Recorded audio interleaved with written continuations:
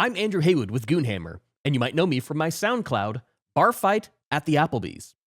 I'm here to talk about the latest update to Warhammer 40,000. For Match Play, we now have Chapter Approved 2025.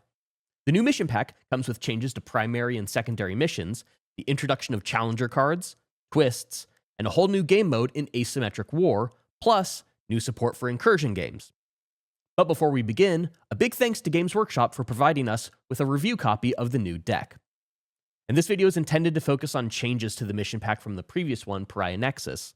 If you aren't up to speed on that or on Matched Play, head over to Goonhammer.com for articles introducing you to Matched Play. Link in the description. The game sequence and general rules. Let's start with the basics and cover general changes to how the game is played. If you're playing tactical missions, you can now discard cards at the end of your opponent's turn, but you don't get a command point for it.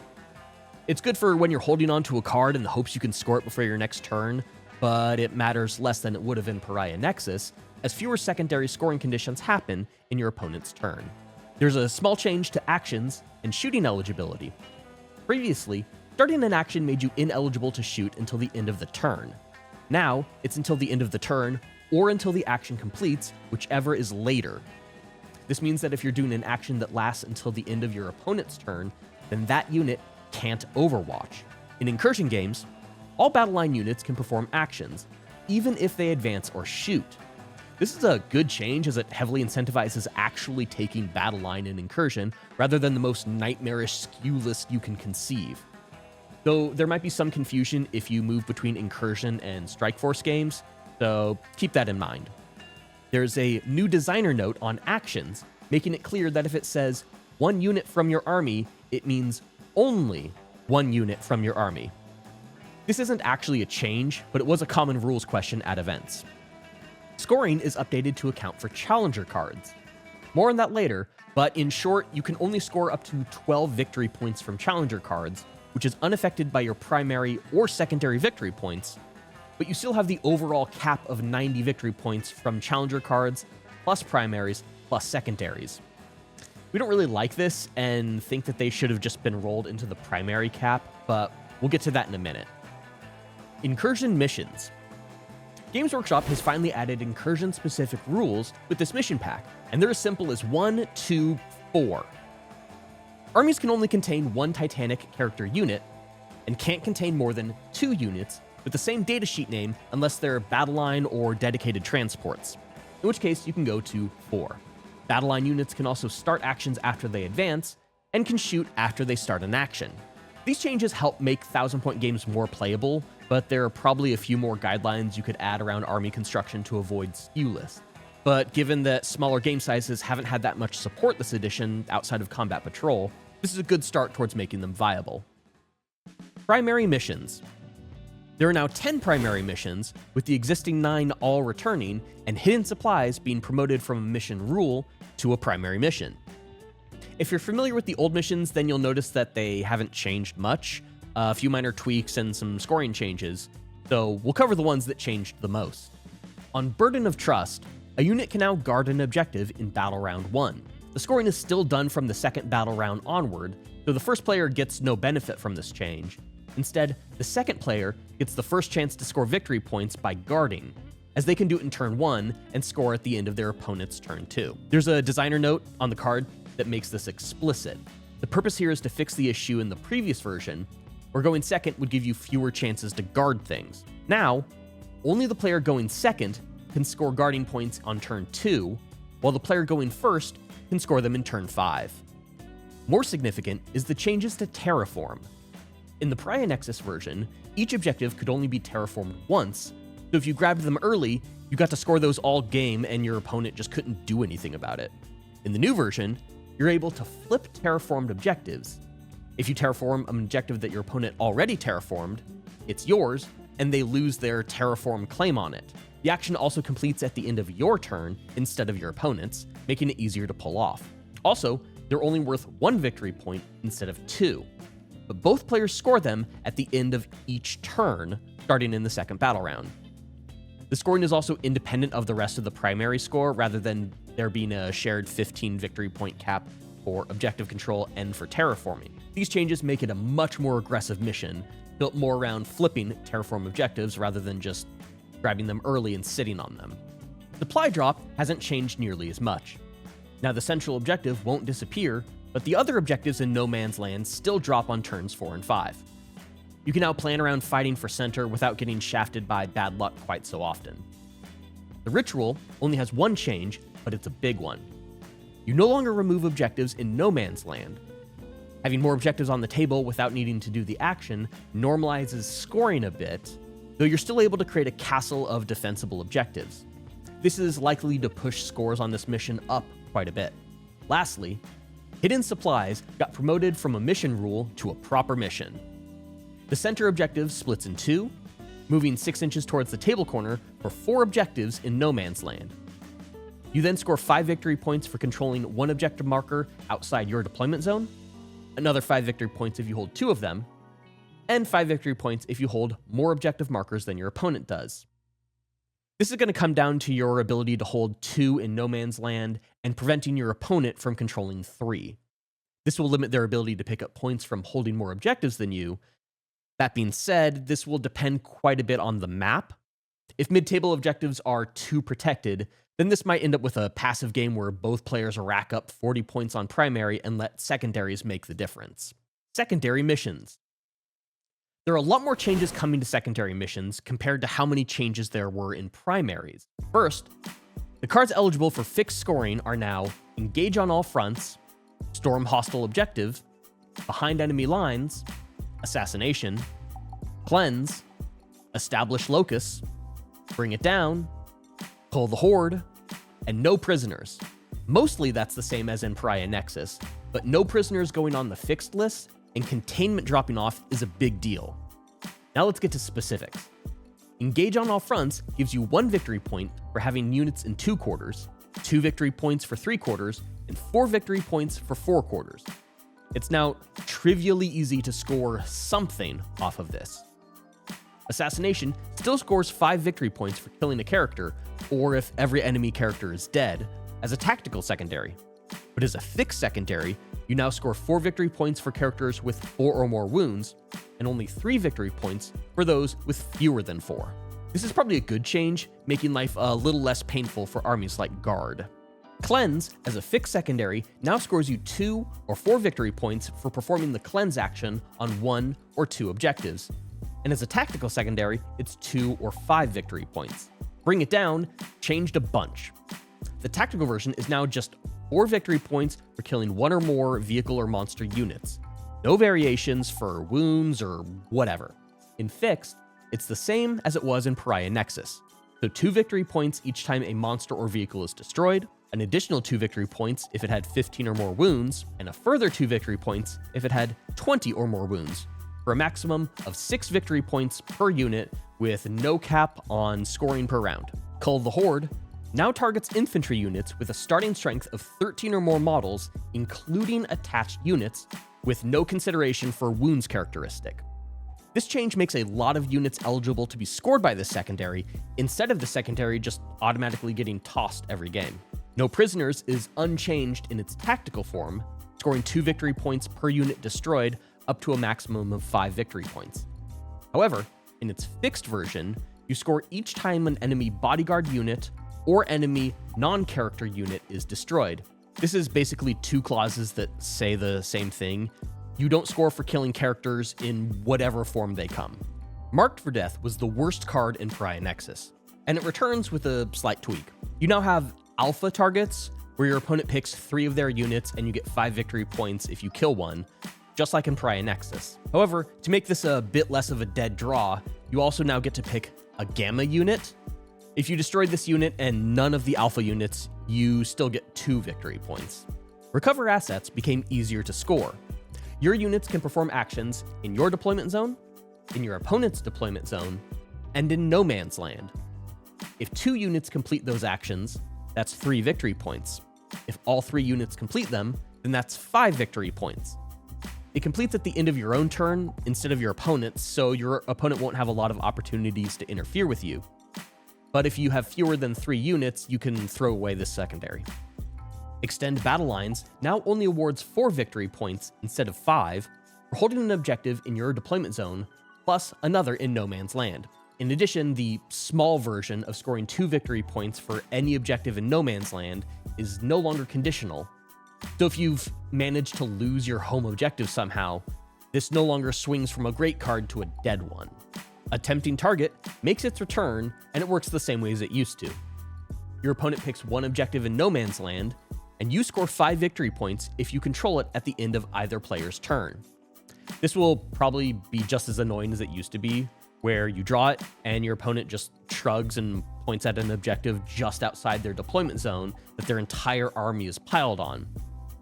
It's worth noting that this can be scored at the end of either player's turn, so you can hold on to it if you think you've got a shot during your opponent's turn and toss it for minimal risk if things don't work out.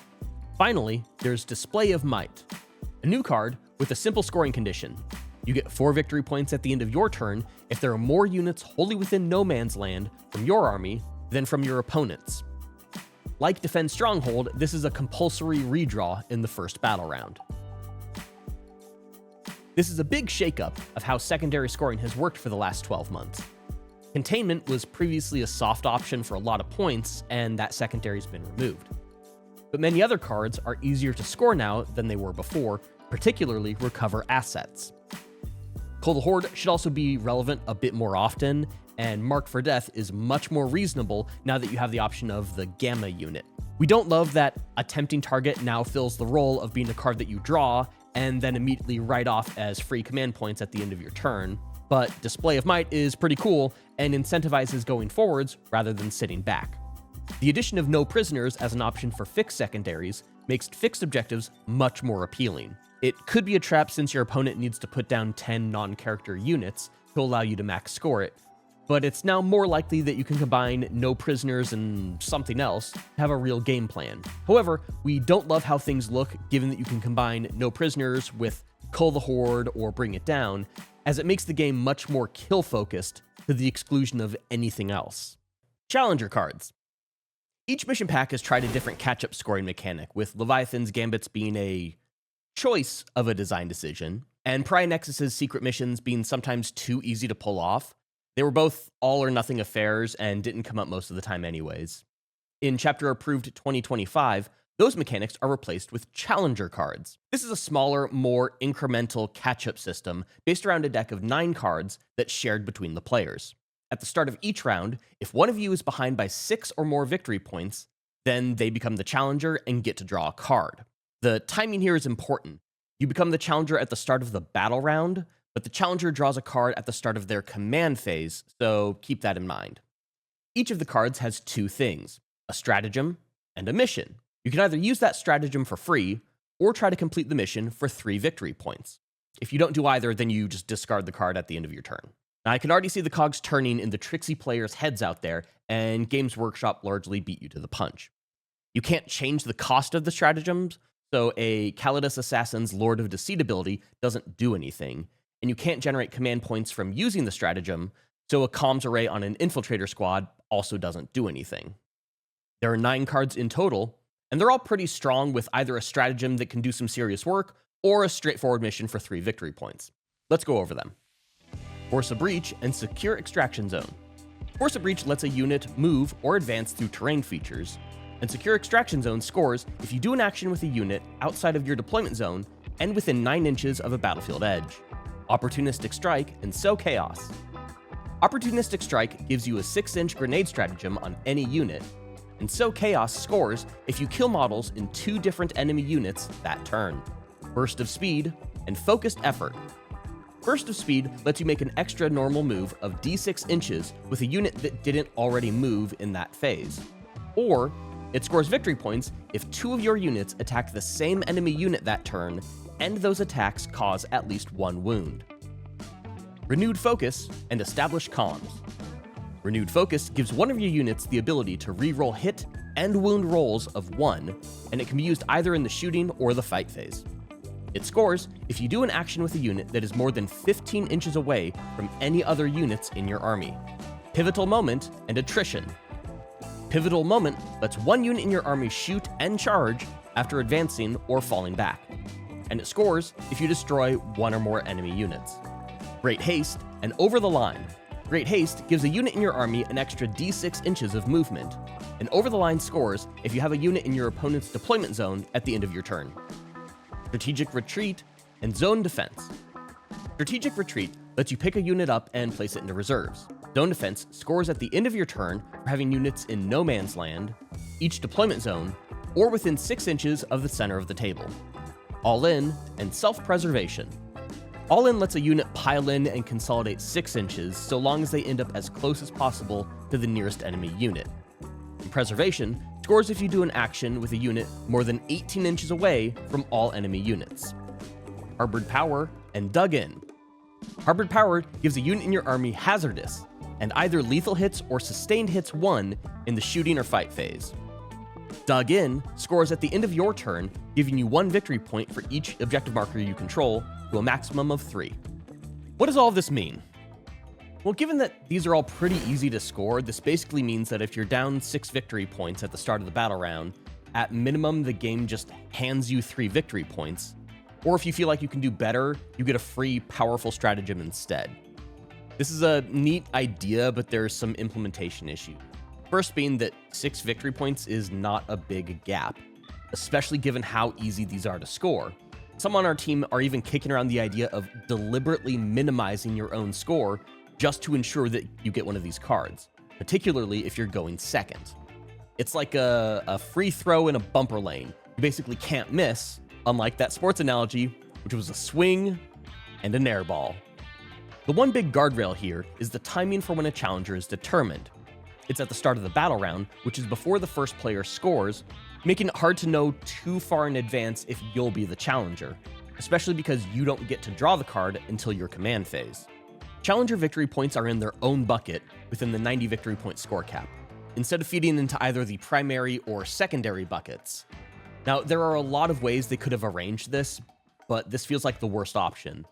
The most likely outcome is encouraging players to take fixed secondaries, expecting a low but consistent secondary score, and then planning to make up the difference with challenger cards, which you're more likely to receive because you scored less on secondaries. It's like a weird race to the bottom because there's a trampoline down there that lets you bounce ahead. And this pack already incentivizes fixed secondaries, so a fairly safe game plan will be to take no prisoners, something else, and then bank on scoring a bunch with challenger cards. The shared deck element does add a bit of a twist. For example, there might be a card whose stratagem is just the thing you need, but your opponent draws it and scores its mission instead. Asymmetric War. There are 2 parts to Asymmetric War: 5 deployment maps and 5 primary mission cards. And these cards are designed for your standard 2,000 point Strike Force armies, and games use the same secondary mission cards and challenger cards as standard missions. In asymmetric war games, though, the attacker deploys their entire army first, followed by the defender. No alternating unit deployments. And any units that can't fit in a deployment zone end up in strategic reserves. Deployment maps in asymmetric war are, well, asymmetric. They simulate a specific attacker-defender scenario, such as Breakout, modeling an army surrounded on both sides by hostile forces and attempting to break free, or Defensive Line, which looks more like a siege warfare engagement. So what do these asymmetric war primary missions look like? Here's all 5. In Denied Resources, the defender tries to mark and remove objectives from the battlefield before the attacker can claim and hold them. In Holdout, this is the standard take and hold, giving you 5 victory points per objective marker held to a maximum of 15 per round. In Siphoned Power, the defender starts with 50 victory points, and the attacker scores points for doing an action on the objective marker, which siphons energy and victory points away from the defender to a maximum of 15 victory points per turn. In Established Control, you score victory points for holding objectives. If you control your home objective, then it's 5 victory points, and if you don't control your home, then it's 3. In Uneven Ground, score progressively more victory points for holding objective markers further away. 2 VP for your own deployment zone, 4 for objectives in no man's land, and 6 for objectives in your opponent's deployment zone. It's a bit disappointing that 2 of them are recycled missions from the regular symmetric primary objectives. This means that it's left to the deployment maps to do the heavy lifting of making asymmetric games unique, though that isn't the worst thing in the world. Twists. If you played with the old open war decks, then you'll remember twist cards. The Leviathan and Pariah Nexus mission packs had their own version of these with mission rules, which have been replaced with twists. Twists are bonkers. They're clearly not designed for competitive play. They've got rules like you can charge from 18 inches away and roll 3d6 for your charge rolls, and all ranged weapons have pistol. Some are more mundane, but on the whole, these will sprinkle a little fun and a lot of Calvin Ball into casual games. With the right story and mission behind them, they'll probably see some use as special missions for narrative games. What does all of this mean for competitive play? It's a mixed bag. The changes in primary missions are largely good, being able to flip objectives in Terraform, and Burden of Trust no longer being a burden to the second player by giving them fewer chances to score from guarding objectives. And the new hidden supplies feels like a decent mission using a formula that's worked well in the past. Secondaries are either easier to score or they just award more points. No prisoners being added to the fixed list means that taking fixed is going to be a no-brainer against armies like Ynnari or Genestealer cults. And challenger cards mitigate unlucky draws or bad picks for fixed secondaries. We're thinking that these changes are all going to raise the average score of games, leading to more ties. Games between less skilled players will probably feel better with higher scores, while stronger players are going to take advantage of a more favorable environment to pick fixed secondaries and blitz their way through 100 victory point games where the result was never in doubt. Final thoughts. We're not wild about how much this mission pack showers you in victory points, and we aren't sold on the challenger cards. They're not a bad idea on paper, and having better integration between a catch-up mechanic and the game itself is a good thing, but we would have preferred that the catch-up is from a gap larger than 6 victory points, maybe 10 instead. They also shouldn't have been quite so easy to score, though anyone who's played with Gambits will be thankful to have a catch-up mechanic that's more realistic to achieve. The Asymmetric War missions here are pretty good for narrative players who previously had to rely on Crusade books for asymmetric missions in 10th edition. These give players a quick and easy way to run attacker-defender missions without having to worry about how they tie into whatever mechanics are in the latest Crusade book. It's an attempt to have something for everybody, and it's an interesting way of bridging the gap between the old open war cards and the standard match play game mechanics. And that's our take on Chapter Approved 2025. But for a lot of people, the game is really a conversation you have with your opponent. If you change some rules, Games Workshop isn't going to kick in your door and smash your models. So if there are any house rules you're kicking around, then kick them into the comments. We're just interested in see what y'all thoughts are on Chapter Approved 2025. And for more analysis, head over to goonhammer.com. You can support us on Patreon. We've got like bonus podcasts, Discord access, and this isn't in the script, but I just built a Chrome extension that if you're watching Plex, the extension replaces the skip credits and skip intro buttons with the to be continued arrow from JoJo's Bizarre Adventure. And once it goes live, I'll be posting the install link to our patrons on Discord. So if you want that on your computer for some reason, support us on Patreon and head to our Discord, I guess. And with that, we're signing off. I'm Andrew Haywood here with Goonhammer, reminding you to, drink water. Or don't get mad. Or do get mad. I don't know, I'm not your boss. Thanks for watching.